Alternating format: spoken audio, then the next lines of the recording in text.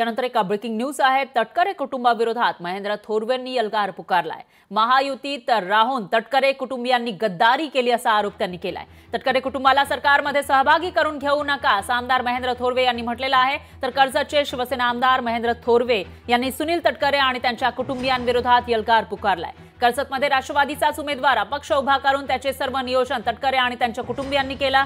महायुतीमध्ये राहून तटकरे कुटुंबियांनी गद्दारी केली। तटकरे कुटुंबियांना सरकारमध्ये सहभागी करून घेऊ नये अशी अपेक्षा महेंद्र थोरवे यांनी व्यक्त केली आहे।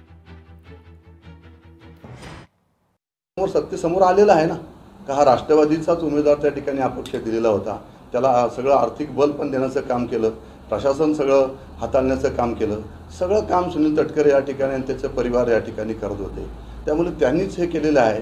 सुनील तटकरेंनी महायुतीमध्ये राहून महायुतीशी प्रतारणा करून त्या ठिकाणी गद्दारी करण्याचं काम या ठिकाणी केलेलं आहे। लोकशाही मराठी ऐका, पहा, जागरूक रहा।